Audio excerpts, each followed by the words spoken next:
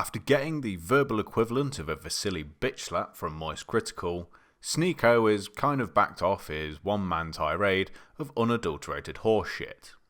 Kind of.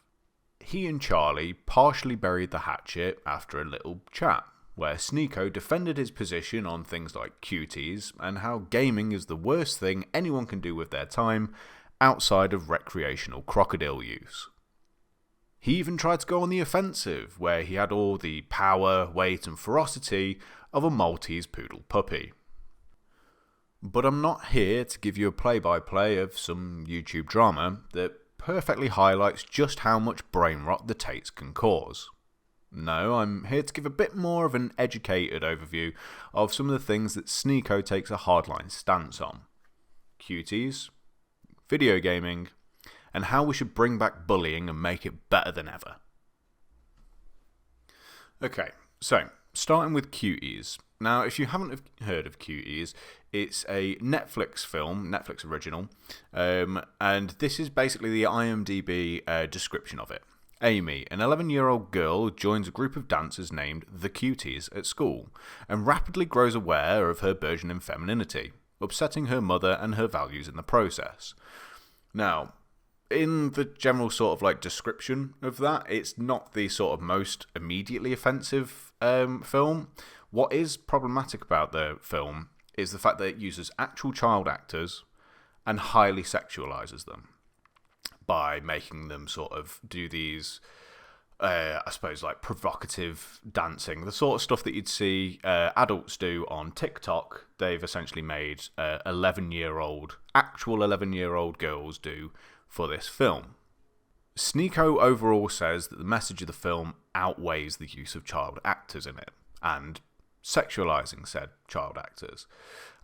He does sort of say that perhaps using child actors wasn't the best decision, whilst also saying that if they hadn't have used child actors, the impact of the film wouldn't have been the same. So he's a little bit confused on his own stance there. I guess overall he's trying to say that the overall message outweighs everything. And this is kind of part of the issue. The use of child actors is the issue with the film. It outweighs everything. So, part of my one of my degrees was we had a visit. So the entire course went on a visit to a prison, where we spoke to some of the inmates there who were convicted of child pornography charges. So purely internet-based charges, and we got the chance to speak to them in terms of not necessarily get their side of the story, but sort of see the things that perhaps some of the things that we were studying in terms of the darker side of internet use, see the who it is who's actually being convicted of these charges. One of the questions that one of our groups sort of asked was trying to dig a little deeper to see if it was anything to do with perhaps like a porn addiction side of things.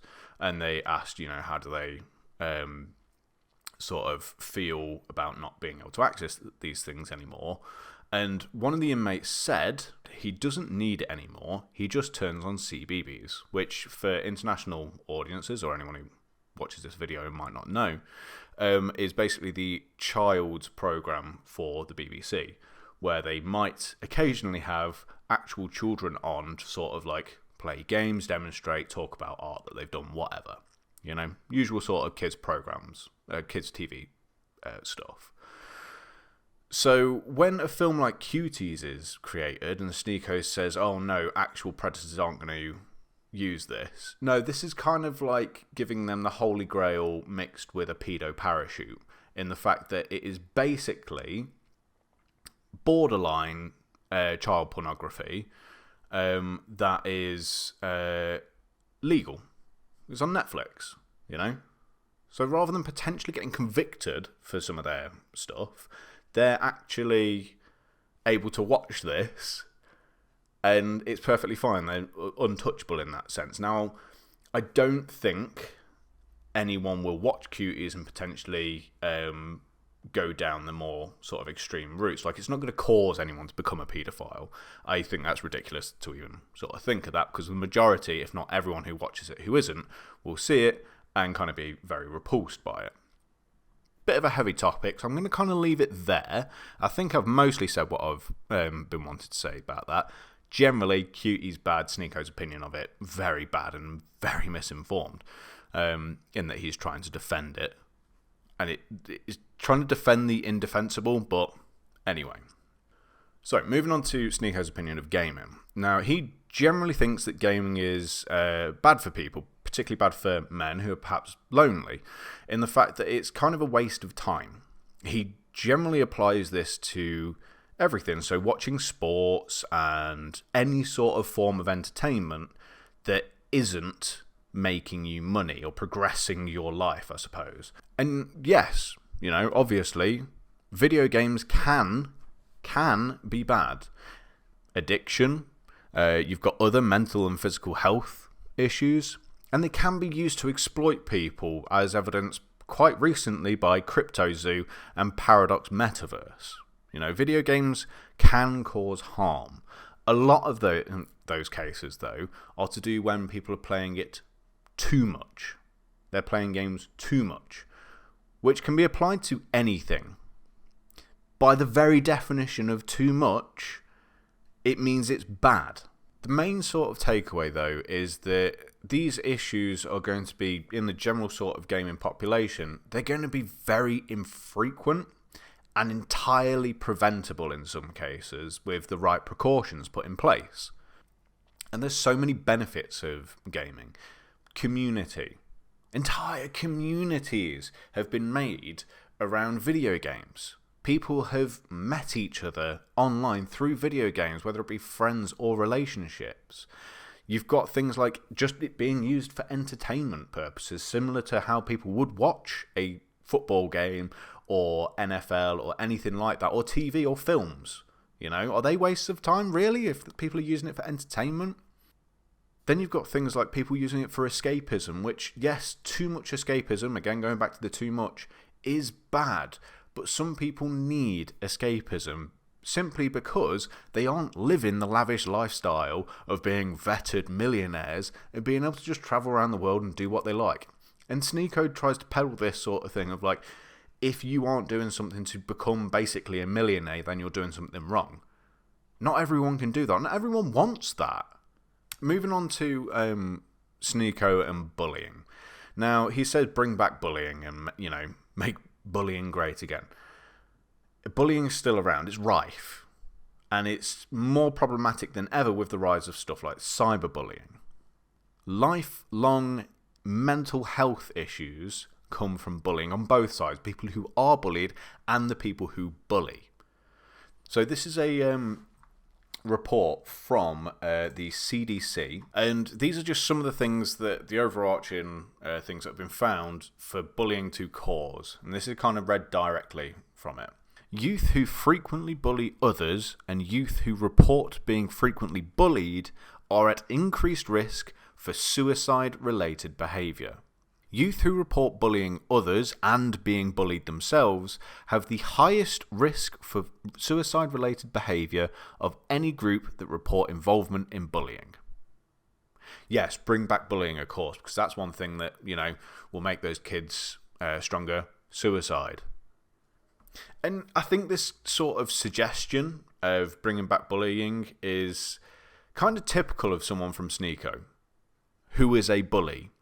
He regularly challenges people who disagree with him or call him out or shit talk him on the internet to fights. He says, basically, he's effectively that Call of Duty idiot who's in a lobby going, fight me, bro. But he only ever does it to people who are physically smaller than him. Brandon Buckingham, who is actually bigger than him, or perhaps about the same size, has challenged him, and Sneako's running away pissing himself. Which is typical bully behaviour, and I think that kind of highlights the type of person that Sneako is. So this video's probably gone on a bit too long, a bit longer than I perhaps wanted anyway, so I'm just going to give my final thoughts on Sneako overall. I don't think he actually believes half of the shit that comes out of his mouth. I think he's doing this specifically because he realises it gets him clout and it gets him money. And this is kind of evidenced by the fact that he keeps peddling this new money-making scheme that he's come up with, similar to ones put forward by Andrew Tate and others, people like him, who just sort of feed on hatred and try and monetize it. In that it's paying 50 quid a month, something that he says, oh, that's barely any money, twat, for advice on how to make money from a vetted millionaire. Now, yeah, no doubt he probably is a millionaire. And he sort of tries to push it across as one of these things where you're almost guaranteed to make money from it. And he keeps on saying, you know, why would you go to university when they're not vetted millionaires? Come speak to me. Give me your money. 50 quid a month. That's nothing. It's just a pack of lies. He's just targeting some of the most vulnerable people out there. He's targeting lonely people on the internet who perhaps don't have much. And they're just trying to find their place in the world. And he's saying, look, give us 50 quid a month, 600 quid a year, and I'll help you out. He doesn't care about you. He cares about your money. That's it. That's all he cares about. Now, I appreciate this video was perhaps a little bit heavy, particularly at the sort of start and towards the end. Well, middle bit was kind of okay, I guess. So, you know, here's a picture of a cat.